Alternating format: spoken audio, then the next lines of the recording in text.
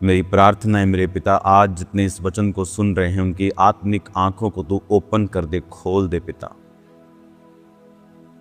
कि वो तेरी इस महान योजना को समझ सकें, देख सकें खुदावन। इनके हृदयों से सारे डर को निकाल के इन्हें दलेर कर खुदा बाप, तेरा पवित्र आत्मा जुम्बिश करे और कार्य करे खुदावन। आमीन आमीन। God bless you all church. एक आनंदित मन से, एक आत्मा से भरे हुए मन से मैं आपसे बात कर रहा हूं। अपनी लाइफ में मैंने कभी ऐसा महसूस नहीं किया स्पिरिचुअली जो इन दिनों में मैं महसूस कर रहा हूं। ये मेरी जिंदगी के आज तक के, जब से मैं पैदा हुआ हूं, सबसे ब्लेस्ड दिन चल रहे हैं। आज इमेजिन कीजिए मैं कहां हूं। मैं थिस्सलुनीके में हूं। थिस्सलुनीके की पत्रियां जो बाइबल में हैं, क्योंकि वो एक जगह थी, एक शहर का नाम था जहां पौलुस गया था और प्रचार किया था और कलीसिया स्थापित करके जब वहां से उसको निकलना पड़ा तो उसके बाद उसने पहला थिस्सलुनीके और दूसरा थिस्सलुनीके, दो पत्रियां उनको लिख कर भेजी थी और उस कलीसिया के लिए उसने अपने विचार और अपनी डांट और अपने परामर्श और अपनी गाइडेंस उनको भेजी थी। हालांकि थिस्सलुनीके की कलीसिया को डांट की बहुत कम ज़रूरत थी और उनको गाइडेंस की ज़रूरत थी, तो वही उसने अपनी पत्रियों में लिखा था। थिस्सलुनीके उसी शहर में, जिस शहर में पौलुस ने प्रीच किया, आज मैं उसी थिस्सलुनीके के अंदर से आपको प्रीच कर रहा हूं। जब से मैं यूहन्ना प्रेरित की उस प्रकाशित वाक्य वाली गुफा से होकर आया हूं और मैंने पहली रात पतमुस टापू के ऊपर पूरी प्रार्थना करते हुए बिताई और जब सूर्य उगने लगा तो फिर मैं सोने के लिए गया। दूसरी रात आधी रात मैंने प्रार्थना की और मुझे याद है कि वो 3 दिन मैं लगातार प्रार्थना में रहा और मैंने उस चर्च की जो उस गुफा में बनी है वहाँ की एक मीटिंग को, छोटी सी मीटिंग वहाँ होती है, वो प्रीस्ट वहाँ 30 साल से रोज़ मीटिंग करते हैं। उस मीटिंग को मैंने अटेंड किया, मैंने देखा वो क्या करते हैं। वो अपने ट्रेडिशनल वे में करते हैं और उसके बाद उनके साथ थोड़ा बैठना हुआ, कॉफ़ी हुआ, बातचीत हुई, गवाही को शेयर करना हुआ, कुछ और चीज़ें हुई जो मैं जानता हूँ और वो जानते हैं। और उसके बाद एक चर्च में जहाँ पर संत थोमा का पवित्र शरीर आज भी रखा गया है, क्योंकि वो इंडिया में शहीद हुए थे, लेकिन उनके शरीर का एक हिस्सा, उनके सिर के ऊपर का हिस्सा, वो उसी चर्च में रखा गया है जहाँ संत यूहन्ना की प्रकाशित वाक्य वाली केव है, गुफा है, उसके ऊपर एक चर्च बनाई गई है और उस चर्च में वहाँ पर उनका सिर रखा हुआ है। और फिलिप जो कि 7 पुरुष चुने गए थे प्रेरितों के द्वारा खाना बनाने के लिए, और वो इवेंजलिस्ट बन गया था और परमेश्वर के लिए शहीद हुआ था, उसका भी सिर वहाँ पर रखा हुआ है। ओरिजिनल रियल शरीर का हिस्सा वहाँ पे रखा हुआ है। जिस जंजीर से यूहन्ना को बांधते थे वो जंजीर असली वाली वही वहाँ पड़ी हुई है। तो वो देख के ऐसा लग रहा था कि हम उसी युग में वापस चले गए हैं और ऐसा आत्मा का माहौल मेरे जीवन में बना और वो ऐसी बेदारी आई कि कल मुझे नहीं लगता कि मैंने कभी भी इतना डीप मैं बाइबल में गया हूँ और परमेश्वर फुल क्रिश्चियनिटी को परत दर परत, year by year, Jesus Christ के जी उठने के बाद साल प्रति साल वो मेरी आंखों के सामने भेदों को खोलता गया। मुझे याद है कि कल जो बीत गया है, जब मैं बाइबल को पढ़ रहा था और सब हिस्ट्री को पढ़ रहा था, आप इमेजिन नहीं करेंगे, पूरा दिन और पूरी रात मुझे कम लग रही थी और परमेश्वर ऐसे भेदों को ओपन कर रहा था और ऐसी चीज़ों को ओपन कर रहा था कि क्रिश्चियनिटी मुझे बहुत पुराना कोई रिलीजन नहीं लग रहा था। ऐसे लग रहा था कि मैं उसी परमेश्वर के ग्रेस का और परमेश्वर की ग्लोरी का हिस्सा हूं। और जब कल घंटों मैं बाइबल में पढ़ा रहा, घंटों बाइबल के सामने मैं घुसा रहा, कैसे क्रिश्चियनिटी यूरोप में आई, कैसे परमेश्वर ने कार्य किया। और जब आप आज ये सुनेंगे, आपका दिल परमेश्वर की महिमा से भर जाएगा। आप ये जान लेंगे कि यहोवा परमेश्वर, आपका प्रभु यीशु मसीह, वो पूरी दुनिया के ऊपर प्रभुता करता है। वो वहाँ भी प्रभुता करता है जहाँ पर अन्य लोग राज्य करते हैं। वो वहाँ भी प्रभुता करता है जहाँ लोग बस मसीह का विरोध करते हैं, वो उसकी प्रभुता वहाँ पर भी है।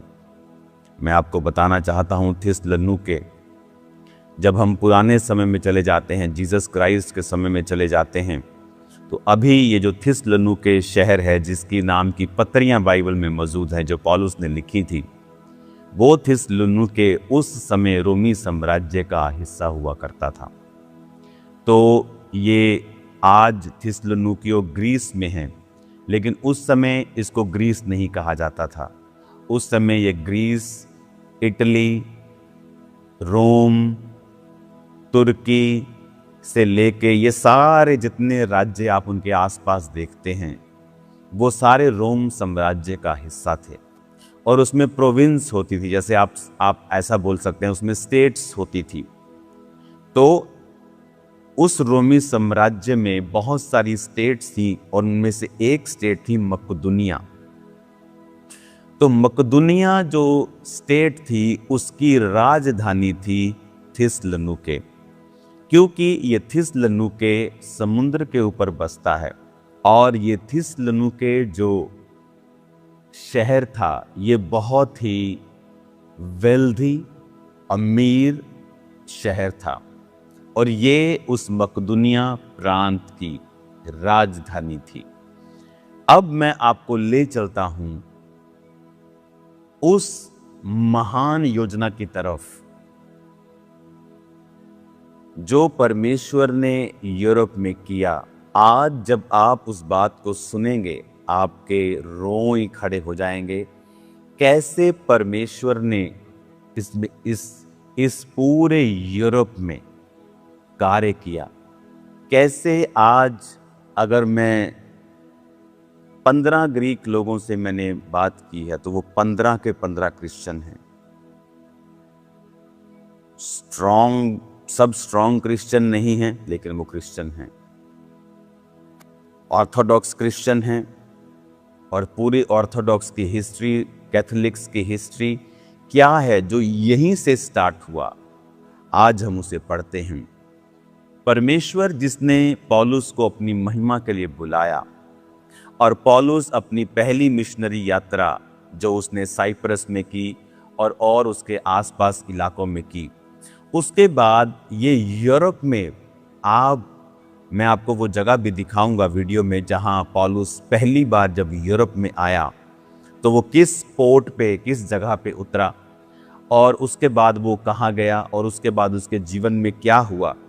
आज बाइबल मेरे लिए, आपके लिए ऐसा हो जाएगा कि it's like a living thing, कि हम उसी शहर में, उन्हीं जगहों पे हैं जहां ये बाइबल की घटनाएं हुई थी, कि हम उसी शहर में, उन्हीं जगहों पे हैं जहां ये बाइबल की घटनाएं हुई थी। वचन में लिखा है, प्रेरितों के काम 16 उसकी 6 बाब में, वे फ्रूगिया और गलातिया प्रदेशों में से होकर गए, क्योंकि पवित्र आत्मा ने उन्हें एशिया में वचन सुनाने से मना किया। उन्होंने मूसिया के निकट पहुंचकर बितूनिया में जाना चाहा, परंतु यीशु की आत्मा ने उन्हें जाने न दिया। अतः वह मूसिया से होकर त्रोआस में आए। वहां पौलुस ने रात को एक दर्शन देखा कि एक मकदूनी पुरुष खड़ा हुआ विनती करके कह रहा है, पार उतरकर मकदुनिया में आ और हमारी सहायता कर। उसके ये दर्शन देखते ही हमने तुरंत मकदुनिया जाना चाहा, ये समझकर कि परमेश्वर ने हमें उन्हें सुसमाचार सुनाने के लिए बुलाया है। यहाँ पर एक मार्वलस काम होता है, इसलिए कहा जाता है कि अगर आप पवित्र आत्मा के चलाए हुए चलेंगे तो परमेश्वर महान कार्य आपके द्वारा करेगा। यहाँ पर क्या हुआ कि पौलुस जो है वो जिन जगहों के ये नाम है, फुगिया, गलातिया, मूसिया, बितूनिया, ये सारी जगहें अगर आप आज सर्च करेंगे तो ये आपको तुर्की में मिलेंगी। कुछ पार्ट तुर्की का वेस्टर्न, नॉर्दर्न, आपको ये अलग अलग पार्ट तुर्की के ये वो नाम हैं, क्योंकि पौलुस भी अगर आप उसकी स्टडी करेंगे तो वो तुर्की में जन्मा था, क्योंकि तुर्की उसी समय रोमी साम्राज्य के नीचे था। तुर्की से लेके इजराइल से लेके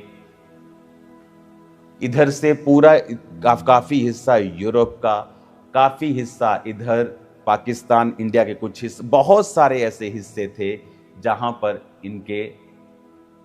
इनका राज्य था। तो और ये राज्य बदलता रहता था ऊपर नीचे, लेकिन मैं आपको जस्ट समझाने के लिए कह रहा हूं कि ये राज्य इतना बड़ा था। तो ये तुर्की की बात हो रही है। तो जब वो तुर्की में, एशिया में जब वचन सुनाना है, वो तुर्की की बात हो रही है, तो परमेश्वर ने कहा मत जा। जब वो बितुनिया को जाना चाहा, यानी वो जब वेस्ट की ओर जाता था तुर्की की, प्रभु कहता नहीं जाना चाहा, उसने कहा वेस्ट की तरफ मैं नहीं जाता हूं, तो इसका मतलब शायद परमेश्वर ने मुझे नॉर्थ की तरफ कहा है। जब वो नॉर्थ की तरफ जाता था, परमेश्वर कहता था मत जा। और उसके बाद उसे एक दर्शन आता है कि मकदुनिया, क्या था मकदुनिया, मैंने आपको पहले बताया था। इस समय मकदुनिया अगर आप देखेंगे तो मैकेडोनियन एक देश है, अभी ये अलग देश है। अगर आप मैप देखेंगे तो अभी ये जो मकदुनिया जब प्रांत, तब ये स्टेट होती थी, तब ये देश नहीं था। लेकिन आज अगर आप ग्रीस के पास देखेंगे तो नॉर्थ मैकेडोनिया ये एक देश है। ग्रीस के बिल्कुल पीछे इसका बॉर्डर लगता है Albania, Bulgaria, Kosovo, Serbia. North Macedonia ये उसके बिल्कुल पीछे लगता है, ग्रीस के साथ बॉर्डर इसका लगता है। तो ये उस मकदुनिया की बात कर रहा है कि ये मकदुनिया जो आज देश है, तब प्रांत हुआ करता था, लेकिन ये यूरोप में था। और वहां उसने दर्शन देखा कि मकदुनी पुरुष आके कह रहा है कि आ और हमारी सहायता कर। अब पौलुस को मालूम हुआ कि मुझे मकदुनिया जाकर प्रीच करना है। और ये वो समय था, इस समय की जो टाइमलाइन है वो मैं आपको बताता हूं। ये जो समय था, जब ये समय था सन 49, जीसस क्राइस्ट के क्रूस पर चढ़ाए जाने के 16 साल बाद का। जीसस क्राइस्ट के क्रूस पर चढ़ाए जाने के 16 साल बाद, सन 49 और 50 के पास ये समय था। और पौलुस जिस जगह पर यूरोप में, क्योंकि तुर्की से यूरोप, ग्रीस, तुर्की यूरोप में नहीं आता है, ग्रीस यूरोप में है, तो पौलुस ने जिस जगह पहली बार कदम रखा यूरोप में, वो जगह आगे लिखी है। उसमें लिखा 11 आयत में, इसलिए त्रोआस से जहाज खोलकर हम सीधा सुमात्राके और दूसरे दिन नियापोलिस में आए। नियापोलिस जो आज ग्रीस में कवाला नाम से पहचाना जाता है, ये कवाला जगह जहां पर पौलुस पहली बार ग्रीस पर और यूरोप के ऊपर अपने कदम को रखता है। और वहां से क्या लिखा है, फिर वो फिलिप्पी में पहुंचे जो मकदुनिया प्रांत का मुख्य नगर और रोमियों की बस्ती है, और हम उस नगर में कुछ दिन तक रहे। और सबत के दिन हम नगर के फाटक के बाहर नदी के किनारे ये समझ कर गए कि वहां प्रार्थना करने का स्थान होगा, और बैठकर उन स्त्रियों से जो इकट्ठी हुई थी बातें करने लगे। और लुदिया नामक थुआतीरा नगर की बैंजनी कपड़े बेचने वाली एक भक्त स्त्री सुन रही थी। प्रभु ने उसका मन खोला कि वह पौलुस की बातों पर चित्त लगाए और उसने अपने घराने समेत बपतिस्मा लिया। तो उसने हमसे विनती की, यदि तुम मुझे प्रभु की विश्वासिनी समझते हो तो चल कर मेरे घर में रहो, और वो हमें मनाकर ले गई। अब यहां पर फिलिप्पी में वो जाते हैं। जब वो फिलिप्पी में गए तो उन्होंने कुछ दिन वहां पे रहे और लुदिया नामक औरत, जो बैंजनी वस्त्र यानी अमीर औरत थी, और वो प्रार्थना करते कहीं जा रहे थे तो उसको वो मिले और सब स्त्रियों से वो बात करने लगे और उन्होंने परमेश्वर के वचन पर मन लगाया और वो बपतिस्मा उसने लिया। और वो चर्च जहां पर आज वो चर्च है जहां पर लुदिया ने वचन को सुना था। मैं इन जगहों की खास वीडियो को भी आपको दिखाऊंगा। जुड़े इस हफ्ते तो प्रार्थना और फास्टिंग कर लीजिए और एक्सपेक्ट। और मैं जिस को भी ये वीडियो भेज रहा हूं वो बोल रहे हैं हम घर बैठे पवित्र आत्मा से भर रहे हैं, हमें आत्मा छू रहा है, हमें होली स्पिरिट टच कर रहा है। जब आप एक्सप्लेन कर रहे हैं तो पवित्र आत्मा हमें छू रहा है बहुत बड़ी रीति के साथ। अब फिलिप्पी में जब वो पहुंचे और उन्होंने लुदिया का मन परिवर्तन होते हुए देखा, उसके बाद 16 आयत से लेके 40 आयत तक, इसको हम अभी नहीं पढ़ेंगे, ओके, इसको हम फिर पढ़ेंगे दोबारा। अब मैं चाहता हूं आप 17 बाब की पहली आयत पे आ जाएं।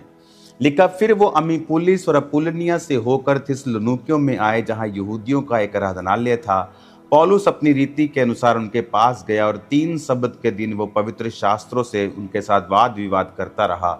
उनका अर्थ खोल खोल कर समझाता था कि मसीह को दुख उठाना, मरे हुओं में से जी उठना अवश्य था।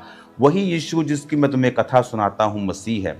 उनमें से कितनों ने और भक्त यूनानियों ने, बहुतों ने, बहुत सी कुलीन स्त्रियों ने मान लिया और पौलुस और सिलास के साथ मिल गए। परंतु यहूदियों ने डाह से भर के बाजारू लोगों में से कुछ दुष्ट मनुष्यों को अपने साथ लिया। भीड़ इकट्ठी करके नगर में हुल्लड़ मचाने लगे। यासोन के घर पर चढ़ाई करके उन्हें लोगों के सामने लाना चाहा। उन्हें वहां ना पाकर चिल्लाते हुए यासोन और कुछ भाइयों को नगर के हाकिमों के सामने खींच लाए कि ये लोग जिन्होंने जगत को उल्टा पुल्टा कर दिया है यहाँ भी आ गए हैं। यासोन ने उन्हें अपने यहाँ उतारा है। ये सब के सब ये कहते हैं कि यीशु राजा और कैसर की आज्ञाओं का विरोध करते हैं। उन्होंने लोगों को और नगर के हाकिमों को ये सुनाकर घबरा दिया, इसलिए उन्होंने यासोन और बाकी लोगों से मुचलका लेकर उन्हें छोड़ दिया। अब पौलुस एंट्री करता है नियोपोलिस, जो आज का कवाला है। वहां से एंट्री करके वो फिलिप्पी में जाता है और वहां प्रीच करता है। लुदिया का हृदय परिवर्तन होता है और बहुत से लोग परमेश्वर को मानते हैं।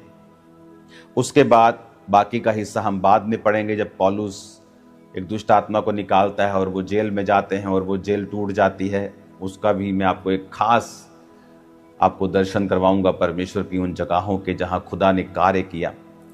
लेकिन बात वचन में ध्यान देना है, बात वर्ड की है कि परमेश्वर कैसे कार्य करता है, उसकी स्पिरिट कैसे कार्य करती है। हमारी आस्थाएं जगहों पे नहीं है, लेकिन वहां जो परमेश्वर ने कार्य किए हैं, हमारी आस्था उस परमेश्वर और उसके वर्ड के ऊपर है।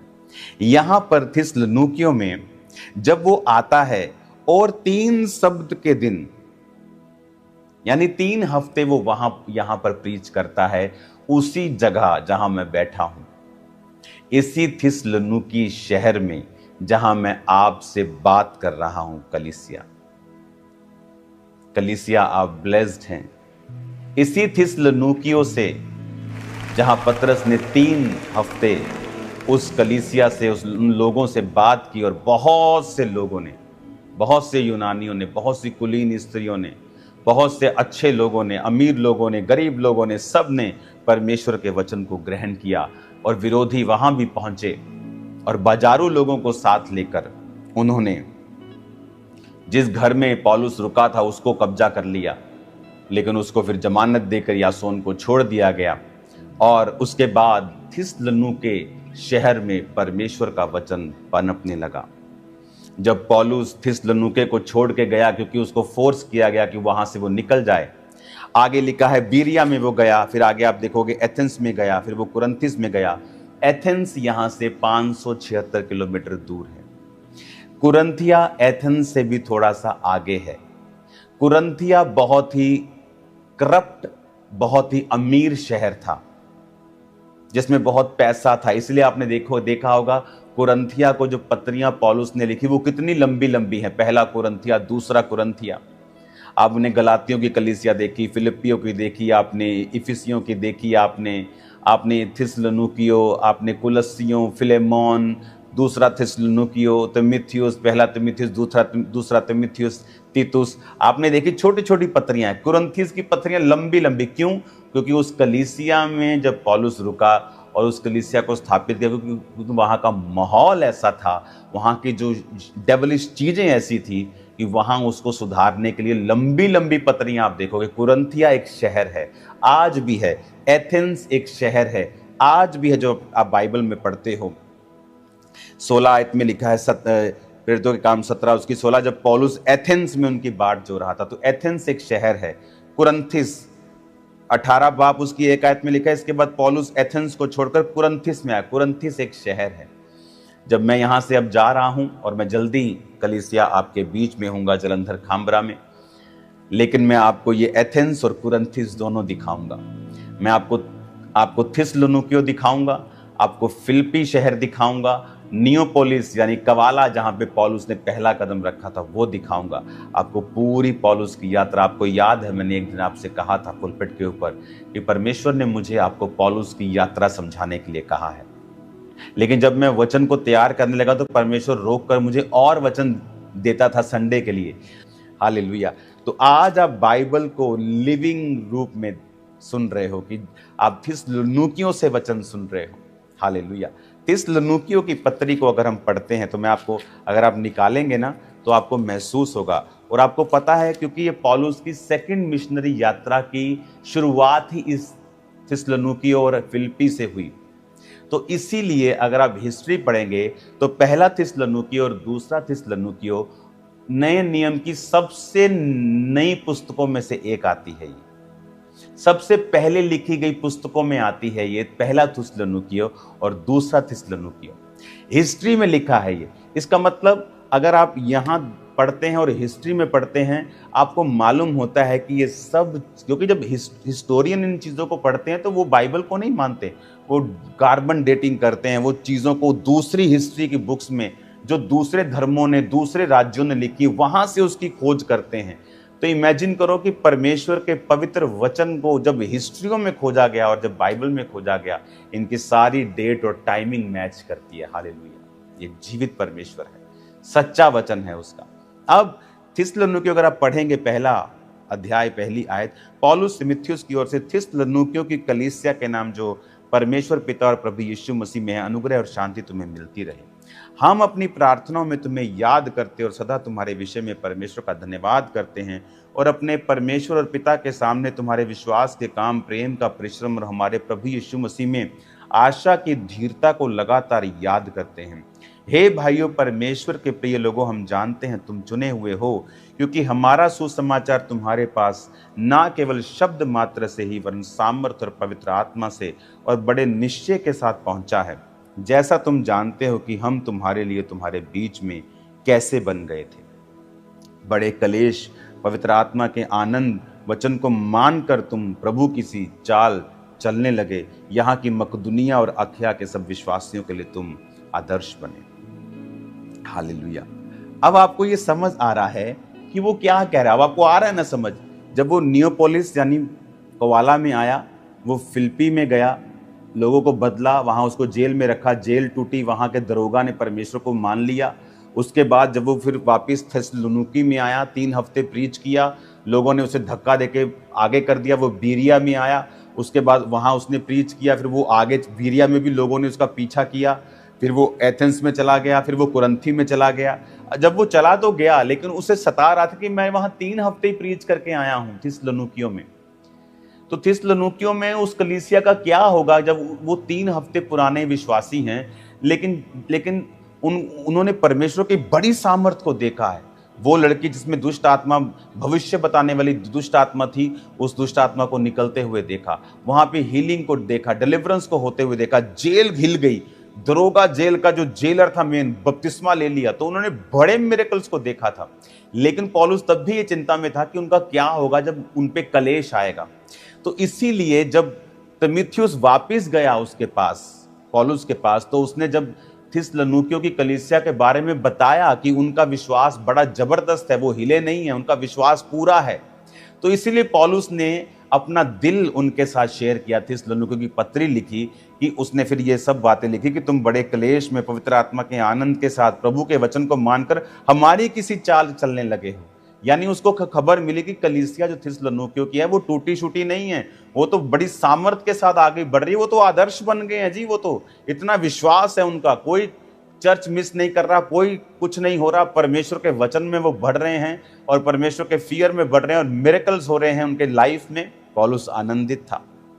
और अब आपको थिस्सलुनीकी की जब कलीसिया पढ़ेंगे आपको पूरी हिस्ट्री मेरे को समझ ऐसा लग रहा था कल रात और कल दोपहर, कल सुबह और कल तड़के, आज सुबह तड़के की, ऐसा लगता कि बाइबल पूरी हमारे सामने ओपन हो गई। मुझे वैसे भी किसी परमेश्वर के दास ने बताया था कि जब तुम उस प्रकाशित वाक्य वाली जगह से वापस आओगे तो परमेश्वर बाइबल के गहरे प्रकाशनों को और गहरे भेदों को तुम्हारे जीवन पे खोल देगा। हालेलुया। कल जब मैं डीप स्टडी कर रहा था, इतना मेरे को मजा आ रहा था, आज तक मुझे इतना मजा नहीं आया उस इतनी स्टडी बाइबल की डीप करके। इतना ग्लोरियस वो माहौल था और आज भी अब भी वो महसूस मैं कर रहा हूं। तो अब थिस्सलुनीकियों की कलीसिया को जब उसने वो पत्रों को लिखा, और अगर आप पूरी थिस्सलुनीकी की कलीसिया पढ़ें, 1 बाब 2 बाब 3 बाब 4 बाब 5 बाब आप पढ़ेंगे। मैंने पूरी प्रकाशित वाक्य की पुस्तक, प्रकाशित वाक्य गुफा के अंदर पढ़ी पूरी पुस्तक। थिस्सलुनीकियों की पुस्तक मैंने यहाँ पे थिस्सलुनीकियों में आके पढ़ी, फिर पढ़ी, बहुत बार मैंने पढ़ी, लेकिन मैंने फिर मेरे बच्चों ने तो पहले पूरा प्रकाशित वाक्य वहां पे जाके उन्होंने पतमुस नामक टापू पे पढ़ा। तो ये बहुत ही ग्लोरियस दिन चल रहे हैं, इतने शानदार दिन चल रहे हैं कि हम सोच रहे हैं कि परमेश्वर क्यों इतना हम बाद में आए। तो ये इतना मेरा यहां रहना आप नहीं समझेंगे, वहां रहने से ज्यादा आज अनॉइंटेड है, यहां ज्यादा अनॉइंटेड है वहां से आज के दिन और ये हफ्ते के दिन। क्योंकि जो आप सुन रहे हैं इस थिस्सलुनीकियों के बाद फिर क्या हुआ मैं आपको बताता हूं। पौलुस ग्रीस में एंटर करता है, नियोपोलिस में, जो आज का कवाला है। फिलिप्पी में जाता है, जो आज भी फिलिप्पी कहलाता है। थिस्सलुनीकियों में आता है, आज भी थिस्सलुनीकियों ही कहलाता है। एथेंस में जाता है, फिर कुरिन्थी में जाता है। इस तरह वो प्रीच करता करता सब जगहों के ऊपर कलीसियाओं को स्थापित करता हुआ जाता है।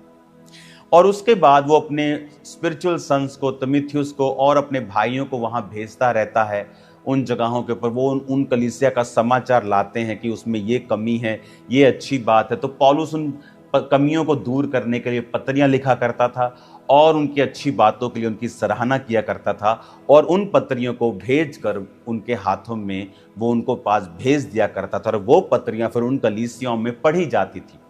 अगर थिस्सलुनीकियों के नाम को कलीसिया को पत्री भेजी है, तो ये पत्री अगर इस घर में एक कलीसिया लगती है, उस घर में एक कलीसिया लगती है, तो सब थिस्सलुनीकियों की कलीसिया को इकट्ठा करके उस पत्री को पढ़ा जाता था और फिर लोग पौलुस की शिक्षाओं के ऊपर चला करते थे। और इस तरह से पौलुस इस पूरे एरिया में प्रीच करता और कलीसियाओं को स्थापित करता गया। उसने यहाँ पर थिस्सलुनीकियों को पत्री लिखी, उसने कुरिन्थिया की पत्री लिखी। तो ये वही पत्रियां थी कि जहां कलीसिया में कोई कमी थी, कोई क्वेश्चंस थे, कुछ कुरीतियां थी या कुछ अज्ञानता थी और कुछ अच्छी बातें थी, तो वो उन पत्रियों में उन्हें मेंशन करके अपने लोगों के हाथ में भेजा करता था। और जैसे आज मान लीजिए मैं थिस्सलुनीकिया की ये कलीसिया चला रहा हूँ, उधर कोई और एक कलीसिया चला रहा है, उधर कोई और कलीसिया चला रहा है, तो जब पत्री आती थी कि थिस्सलुनीकियों के नाम, यानी मेरे शहर के पूरी कलीसिया के नाम एक पत्री आई है, तो वो पत्री लाई जाती थी और सब कलीसियाओं के सामने पढ़ी जाती थी और सब लोग उसे फॉलो करते थे।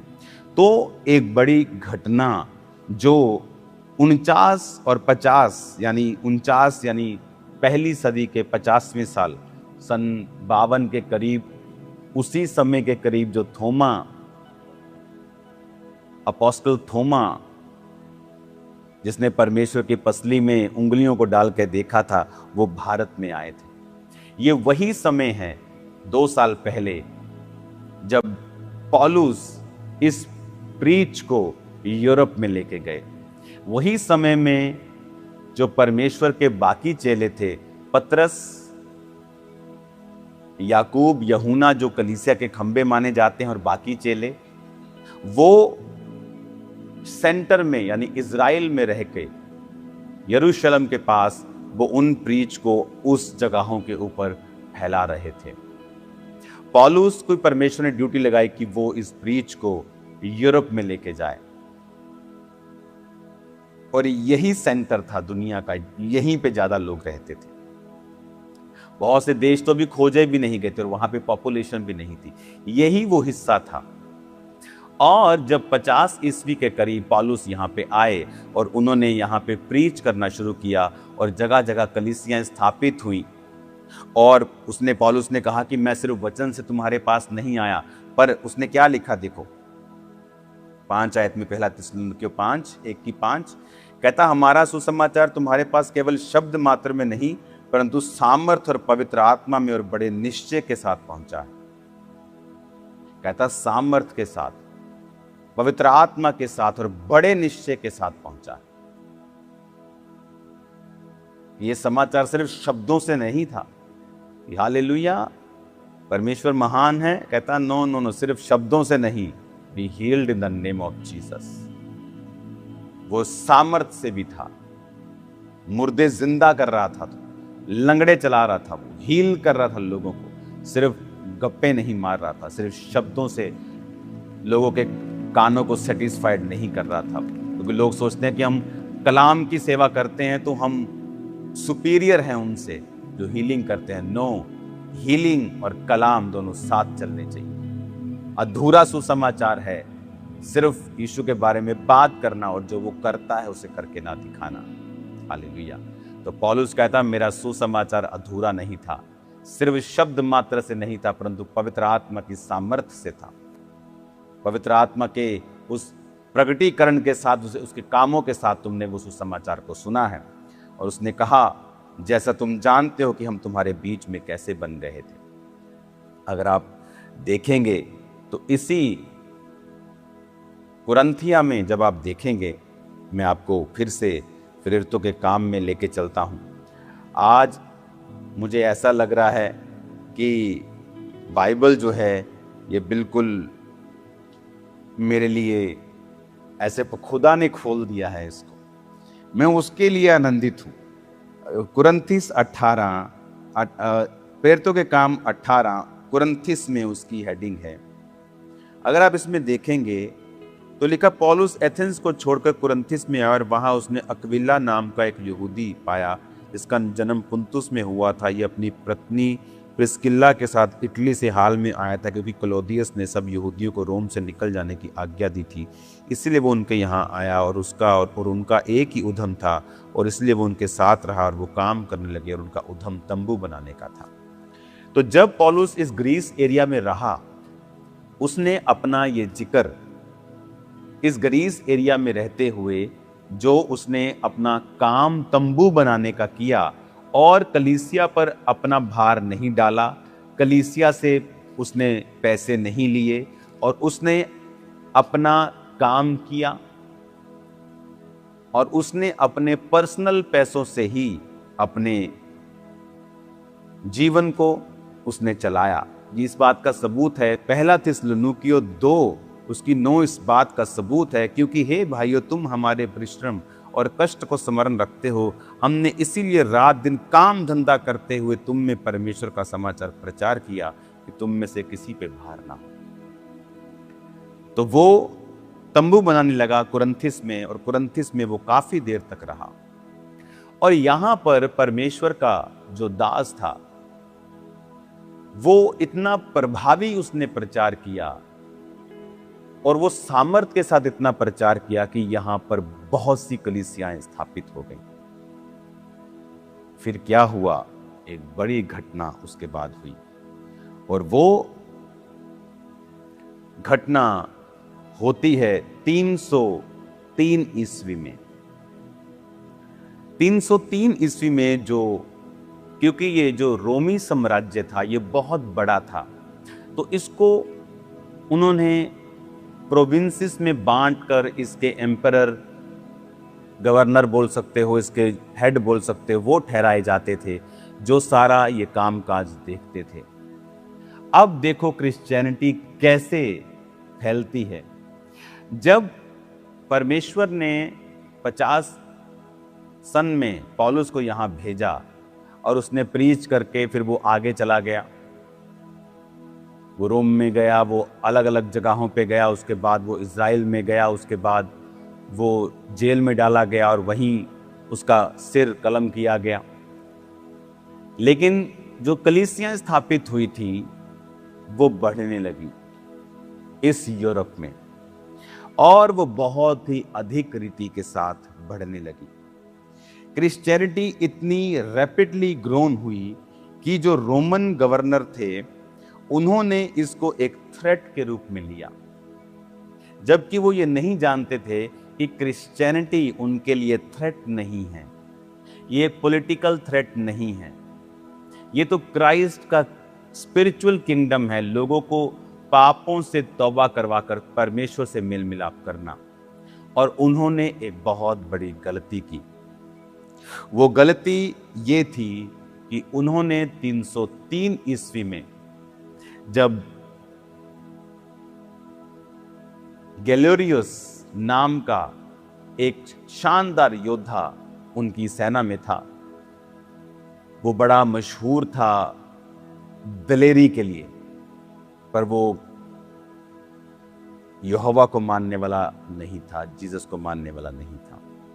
वो एक अन्य जाति योद्धा था और उसने बड़े बड़े कार्यों को रोमी गवर्नेंस में किया, और वो बहुत ही निर्भीक साहसी आदमी था, और उसके पद को ऊंचा करके उसको इस थिस्सलुनीकि एरिया में, इस रीजन का उसे एम्परर बना दिया, उसे एक हेड बना दिया गया।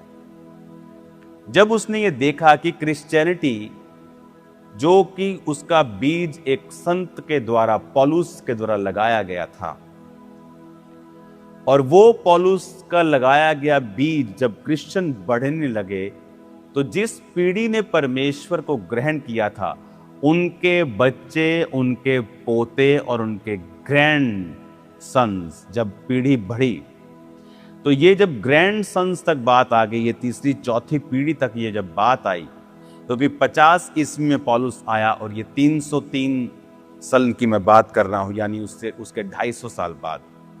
तो जब उनके ग्रैंड सन्स और ग्रेट ग्रैंड सन्स और डॉटर्स यहाँ पे बढ़ने लगे, तो वो उसे एक थ्रेट समझने लगे। वो कहने लगे कि ये जीसस को किंग बोलते हैं, जबकि हमारा किंग तो रोमी राजा है। ये जीसस को किंग बोलते हैं, ये हमारे किंगडम के लिए और हमारी नेशनल सिक्योरिटी के लिए एक थ्रेट है। और वहां से शुरू हुआ परसिक्यूशन, एक ग्रेट परसिक्यूशन जो अब तक कलीसिया के इतिहास में कभी देखा नहीं गया था। यहां तक कि यरूशलेम में भी वैसा परसिक्यूशन नहीं था। उस परसिक्यूशन में क्या हुआ, अब जब कलीसिया बढ़ने लगी और बहुत बढ़ने लगी, तो 306 में एक ग्रेट परसिक्यूशन स्टार्ट हुई, और थिस्सलुनीकि, जहां से आप वर्ड सुन रहे हैं, ये उसका कैपिटल था, हेड क्वार्टर था। किसका? गैलेरियोस का। कौन गैलेरियोस? जो रोमी साम्राज्य का एक निर्भीक योद्धा था, जिसका रैंक बढ़ता जा रहा था, और एक दिन फिर वो इसी पूरे रीजन का हेड बन जाता है। बहुत टफ आदमी, सख्त आदमी, अपने देश के साथ बड़ा वफादार, और अनपढ़ था, वो ज्यादा पढ़ा लिखा नहीं था, और समझ में उसकी कमी थी कि उसने ये समझा नहीं कि क्रिश्चियन अगर बढ़ रहे हैं तो ये नेशनल सिक्योरिटी के लिए खतरा नहीं है।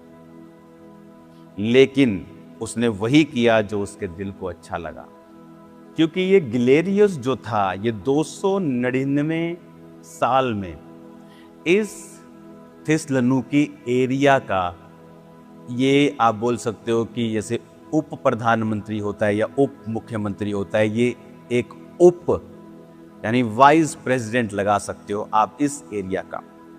306 ईस्वी में जब इस एरिया के आप लगा लो गवर्नर, प्रेसिडेंट, एम्परर ने जब रिटायर हुए तो इसको फिर पूरा ये एरिया दे दिया गया। और 299 से ही ये क्रिश्चियंस के लिए नफरत रखता था और उनको ये टाइट करता जा रहा था।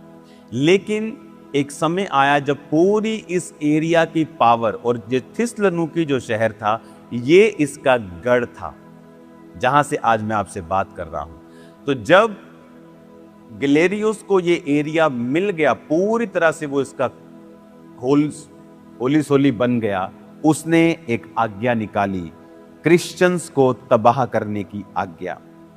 हिस्ट्री बताती है कि 300 से लेके 311 तक ये वो क्रिश्चियन इतिहास का समय था जब हजारों लोगों के सिर काटे गए, जब ये सबसे भारी परसिक्यूशन इस समय में हुई। लोगों को पब्लिकली मारा गया, पीटा गया, काटा गया, जलाया गया। अब मैं आपको बताता हूं कि उन्होंने कैसे कार्य किया। उन्होंने मैजिस्ट्रेट्स को आज्ञा दी कि वो पब्लिक प्लेसेस के ऊपर वेदियां बनाएं, और उन वेदियों को वो अलग अलग जगह, कोर्टयार्ड्स, पब्लिक बाथरूम्स के बाहर कहीं साइड पे, ऐसे सिटी प्लाजास के बाहर, और जहां जहां भी लोग इन वेदियों को देखते थे वहां वहां उन्हें एक खुशबूदार कोई चीज उनके सामने जलानी पड़ती थी।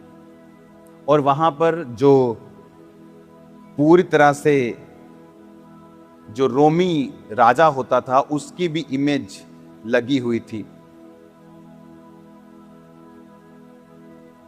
जो इंपेरियर गैलेरियस था उसकी भी एक इमेज लगी थी कि उसके सामने भी वो उसकी पूजा करेंगे।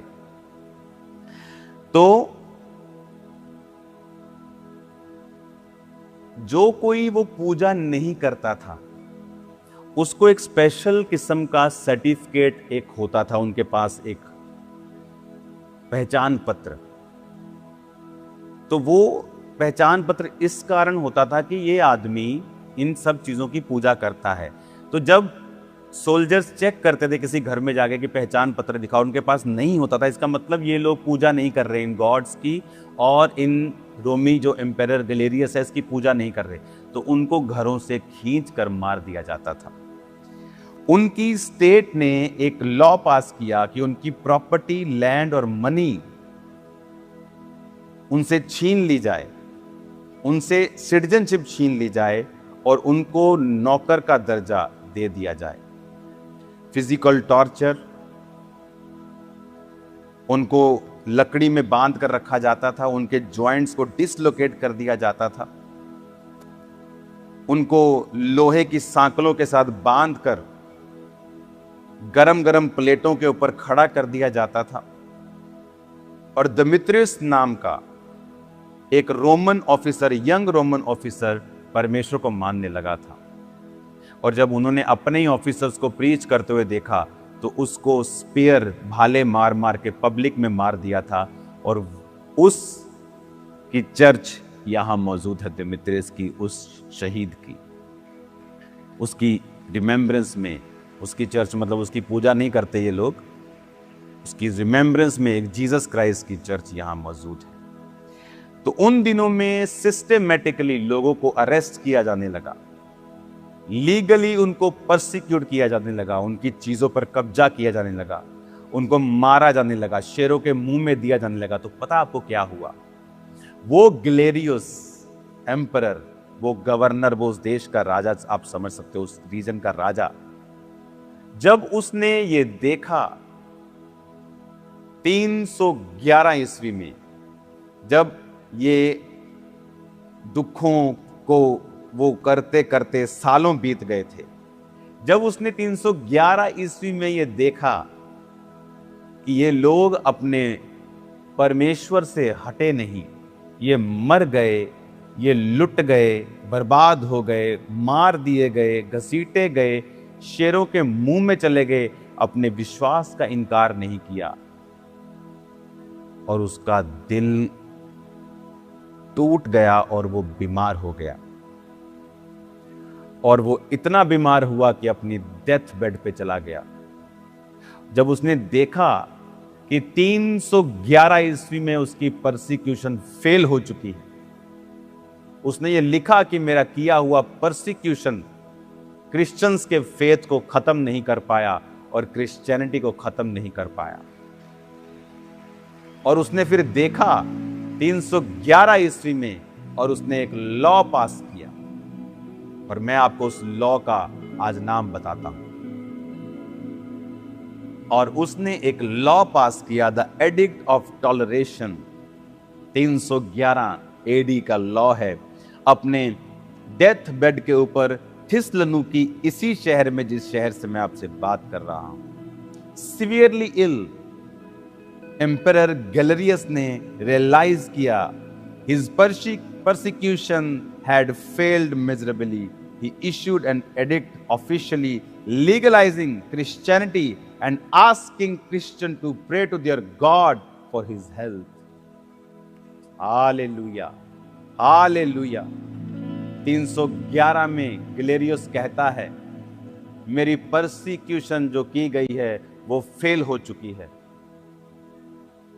और उसने एक लॉ पास किया, एक एडिक्ट पास किया ऑफिशियली, क्रिश्चियनिटी को उसने लीगलाइज कर दिया, और क्रिश्चियन से माफी मांगी और उनसे प्रार्थना की कि वो अपने परमेश्वर से मेरी सेहत के लिए प्रार्थना करें, क्योंकि अब एम्परर को पता चल गया था कि वो इसीलिए बीमार होकर मर रहा है क्योंकि उसने परमेश्वर के साथ पंगा लिया है। बहुत से मसीह विरोधी, हमें उनके लिए प्रार्थना करनी, हमें उनके लिए ब्लेसिंग मांगनी है, लेकिन मैं आपको बताना चाहता हूं, ये समय आ रहा है जब आप उनको बहुत गहरी, बहुत भद्दी स्थिति में देखने वाले हैं। मैं आपको ये बोलना चाहता हूं, समय आ रहा है, बहुत नजदीक है। उसके बाद क्रिश्चियनिटी एक लीगलाइज धर्म हो गया। यहां से लोग धर्म बोलते हैं, हमारे लिए वो धार्मिकता है। लोग परमेश्वर को मानने लगे, लीगलाइज धर्म हो गया, कोई तंग नहीं कर सकता था क्रिश्चियंस को। 311 बीतता गया और वो आदमी मर गया, और उसके बाद नए नए एम्परर उठे। बीच में एक और एम्परर आया 350 के करीब, और उसने फिर से क्रिश्चियंस को तंग करना चाहा। फिर क्रिश्चियन थोड़ा तंग रहे, लेकिन 380 ईस्वी में कुछ ऐसा हुआ जो आपको खिला देगा। एम्परर थियोडियस,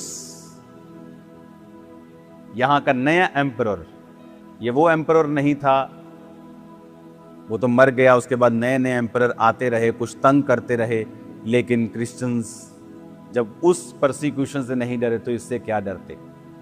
अब ये एम्परर थियोडियस आता है, और थिस्सलुनीकि में ही, हालेलुया, ये मेरा आना खुदा की ओर से है, थिस्सलुनीकि में ही डेंजरसली इल हो जाता है। इसी थिस्सलुनीकियों का एम्परर जो पूरे रीजन का करता धरता था, गंभीर रूप से वो भी बीमार हो जाता है। और लेकिन ये एम्परर एक काम करता है, ये क्राइस्ट को कबूल कर लेता है। मैं ये कहानी नहीं सुना रहा हूं, मैं आपको ये असली स्टोरी बता रहा हूं जो हुआ है इस देश में, जो अविश्वासियों की पुस्तकों में है, जो हमारी बाइबल में है, जो देश की हिस्ट्री में है, जो दूसरे देशों की हिस्ट्री में भी है, जो मसीह को नहीं जानते हैं, आज तक नहीं जानते हैं, उन्होंने भी सेम बात लिखी हुई। 380 ईस्वी में वो इल हुआ और इसी शहर के परमेश्वर के दास एशोलियोस के द्वारा उसने बपतिस्मा लिया। अध्यक्ष बिशप बोलते थे उस समय। इस शहर के बिशप ने उसे बैप्टाइज किया, इस शहर के कर्ता धर्ता को, और उसने एक नया एडिक्ट, एक नया लॉ पास कर दिया। उसने क्रिश्चियनिटी को official state religion of Roman umpire बना के बाकी सब चीजों को खत्म कर दिया, और इस पूरे रोम साम्राज्य में जहां आप चर्च देखते हो, हमारी Vatican City, Catholic church, Greek Orthodox, church of England, Methodist, Baptist, Lutheran, ये सारी चर्चेस कहां से निकली आज मैं आपको बताता हूं। वो जब चंगा होता है, सिवियरली इल होने के बाद, उसे पता था कि एम्पियर कैसे मर रहे हैं पुराने, लेकिन ये क्राइस्ट के वचनों को कबूल करता है, क्योंकि अब सिटी में आप प्रीच कर सकते थे, रिकवर करता है, हील हो जाता है, और एक नया लॉ पास होता है कि क्रिश्चियनिटी अब इस रोमी अंपायर का धर्म होगा, और सब बिल्डिंग्स को जहां वो दुष्ट आत्माओं के लिए बलिदान किया करते थे, वो चर्चिस में बदल जाती है। Hallelujah, hallelujah. तब जो इस शहर में चर्चिस थी, पूरे इस एरिया में चर्चिस थी, उनको कैथोलिक्स बोला जाता था। कैथोलिक वर्ड ग्रीक भाषा से निकला है, जिसका मतलब है यूनिवर्सल, जिसका मतलब है यूनिवर्सल। तो ये लोग अपने आप को यूनिवर्सल बोलते थे कि हम सब परमेश्वर की आज्ञाओं के और पौलुस की शिक्षाओं के और जो प्रेरित हैं उनकी शिक्षाओं के अधीन हैं। तो फिर ये चर्च, जब आप रोम में आज देखते हो क्रिश्चियनिटी जो कैथोलिक्स का सेंटर है, ये तब शुरू हुआ जब ये सब चीजें हुई, और उसके बाद और भी बहुत सी पॉलिटिकल घटनाएं हुई, और जो रोम का साम्राज्य था वो पोप को मिला, और वहां से फिर उन्होंने धार्मिक रूप से और दूसरे रूप से पूरी क्रिश्चियनिटी को वो फैलाया और वो चलाया। सन 1000 में, 1000 ईस्वी में,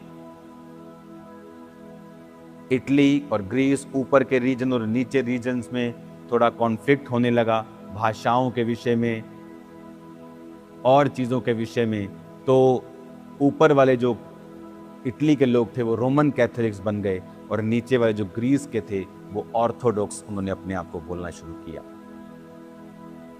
फिर 1500 ईस्वी में मार्टिन लूथर ने कहा कि कैथोलिक्स को कुछ सजेशंस दिए, कहा कि आप लोग ये नहीं कर सकते, आप लोग ये नहीं कर सकते, तो उन्होंने सुझाव को नहीं माना, और फिर वहाँ से लुथेरियन जिसको हम बोलते हैं, वो चर्च, बैप्टिस्ट, मेथोडिस्ट, ये वहीं से हम पेंटिकोस्टल, सभी लोग इस तरह से पूरी दुनिया में फैलते गए। कुछ कुछ किसी की डॉक्ट्रिन्स में फर्क है, लेकिन सब लोग क्राइस्ट की शिक्षाओं में चलते रहे और फैलते रहे। आज जिस जगह मैं हूं, यहां ऑर्थोडॉक्स चर्च लोग जाते हैं। मोस्टली ऑर्थोडॉक्स चर्च मतलब वही चर्च जो पहली ईस्वी में शुरू हुई थी, अपने आप को उसी चर्च और उसी लिनेज में मानते हैं। और उसके बाद जो पेंटिकोस्टल चर्च, यानी पवित्र आत्मा के द्वारा खड़े किए हुए लोग, जिनको परमेश्वर ने पौलुस की तरह चुना, जो सचमुच प्रीचिंग पे और क्राइस्ट के वचनों को प्रीच करने में बिलीव करते हैं, जो ट्रेडिशनल चीजों में बिलीव नहीं करते, फिर वो खड़े हुए। और आज पूरी दुनिया में आप देख रहे हो हर तरह के लोगों को, Roman Catholics, Greek Orthodox, Russian Orthodox, Baptist, Lutheran, Anglican, ये सब चर्चेस इस तरह से परमेश्वर के कार्य को करती है। आज मैं आनंदित हूं और मुझे पता है कि परमेश्वर ने आपसे बात की है कि किस तरह से परमेश्वर ने उन लोगों के विश्वास को और उन शहीदों के लहू को यहां वेस्ट नहीं होने दिया, पर परमेश्वर ने अपने राज्य को स्थापित किया। आप डरे मत, घबराए मत, खुदाबंद हमारे संग है, वो सब शक्तियों से महान है। वो हमारी परसिक्यूशंस को भी जानता है, हमारे दुखों को भी जानता है, वो शहीदों के लहू का बदला लेना भी जानता है। कलीसिया, प्रार्थना करो कि परमेश्वर का राज्य फैले, क्योंकि ये कोई पॉलिटिकल थ्रेट नहीं है, ये कोई धर्म का प्रचार नहीं है, ये धार्मिकता का प्रचार है। हालेलुया। इस तरह से जो क्रिश्चियनिटी पौलुस ने यहाँ पर 50 सदी में शुरू की और होते होते होते आज पूरा यूरोप परमेश्वर के वचन को जानता है। बाकी उन पे इंडिविजुअल है, अगर वो स्वर्ग नहीं जाना चाहते तो, लेकिन ऐसा नहीं है कि परमेश्वर के वचन को वो नहीं जानते। हाँ, धीरे धीरे यूरोप में वो गर्म क्रिश्चियनिटी ठंडी हुई है। वो उन लोगों ने पॉलिटिकली उसको चेंज करके उसको ठंडा कर दिया है, बहुत से लोगों ने यहाँ, वो अलग बात है, लेकिन क्रिश्चियनिटी है।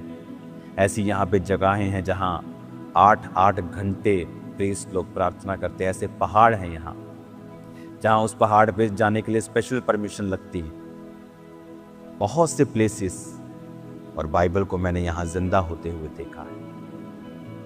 कलीसिया, आनंदित मन से मैं आपको बता रहा हूँ कि मैं कुछ ही देर में आपके पास जलंधर में आ जाऊँगा, लेकिन मैं यहाँ पर भी आपको मिस कर रहा हूँ और आनंदित हूँ कि प्रभु मुझे यहाँ लेके आया, क्योंकि मैंने बाइबल को स्पर्श किया है, आँखों से देखा है, महसूस किया है, हाथों से टच किया है, जो आप पढ़ रहे हैं।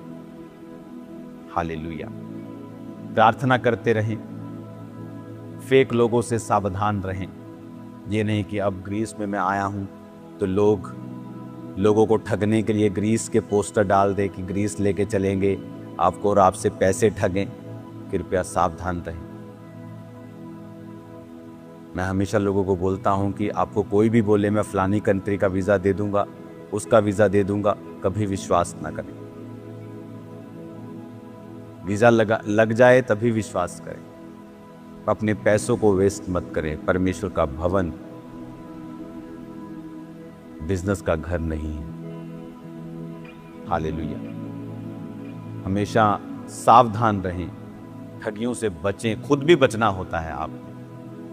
मैं कभी इन चक्रों में क्यों नहीं पड़ा, इसी रीज़न से कि हमें अपने आप को साफ सुथरा क्लीन इमेज में रखना है। शैतान जितनी मर्जी कोशिश कर ले वो उसकी अलग चीज़ है, लेकिन अगर आपका दिल आप जानता है कि आप निर्मल लाइफ को, आपने स्वच्छ लाइफ को जिया है, ये आपके लिए ब्लेसिंग है। हालेलुया।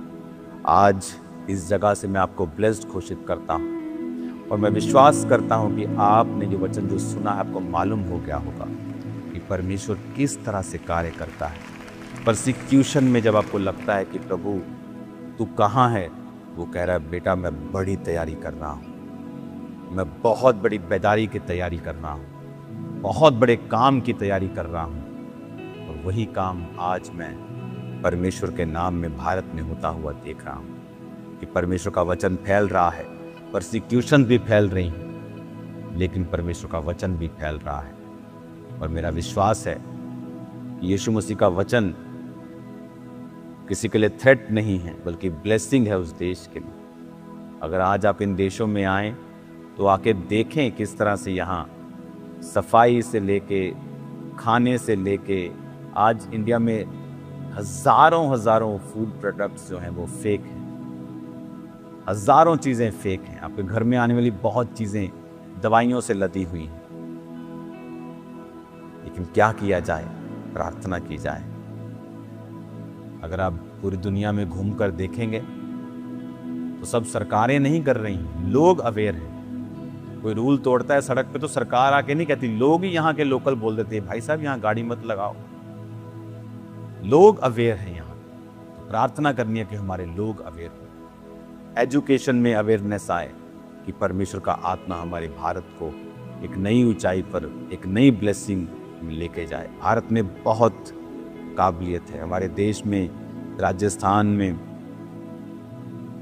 वो रेत भी है और हिमालय की पहाड़ियाँ भी हैं। ऐसी पहाड़ियाँ मैंने वर्ल्ड में कहीं नहीं देखी जो मैंने हिमाचल में और हिमालय पर्वत के उस रीजन में देखी। हमारे देश में वर्षा वन भी हैं जो चिरापुंजी में 24 घंटे बारिश पड़ती। पूरी दुनिया में ऐसा स्थान नहीं। हमारे देश में कोस्टल एरिया, केरला और गोवा जैसे एरिया भी हैं जो बहुत ही शानदार है। दुनिया के बहुत कम इलाके ऐसे हैं। हमारे देश में फर्टाइल लैंड है, पंजाब हरियाणा के जैसे, जो पूरी दुनिया में आपको कहीं नहीं मिलती। इतनी फर्टाइल है, कुछ भी डाल दो वो उग जाएगा। नदियां भी हैं, समुद्र भी साथ में लगता है। हर चीज हमारे भारत में है। प्रार्थना करनी होगी हमें कि परमेश्वर हमें आशीषित करे। हमारे लोग सच्चाई को समझें, हमारी सरकारें सच्चाई को समझें कि क्रिश्चियन लोग उनकी बेहतरी के लिए, उनके लिए प्रार्थना करते हैं, उनके दुखों के लिए नहीं है। God bless you all. मेरा बिलीव है आज आप इस वचन के द्वारा ब्लेस्ड हो। मैं ब्लेस्ड हुआ हूँ आपको वचन देके आज। हो सकता है आज परमेश्वर ने इसी संदेश के द्वारा आपसे बात की हो। यदि आप चाहते हैं कि ऐसे ही बाइबल आधारित संदेश आपको हर दिन मिलते रहे तो अभी इस चैनल को सब्सक्राइब करें और बेल आइकन ज़रूर दबाएं। इस संदेश को अपने परिवार, दोस्तों और उन लोगों तक भी पहुंचाएं जिन्हें आज परमेश्वर के वचन की ज़रूरत है। याद रखिए, परमेश्वर आपसे प्रेम करता है। वह आपको कभी नहीं छोड़ेगा और कभी नहीं त्यागेगा। मिलते हैं अगले वीडियो में परमेश्वर के वचन और जीवन बदल देने वाले वचन के साथ। God bless you. Praise the Lord.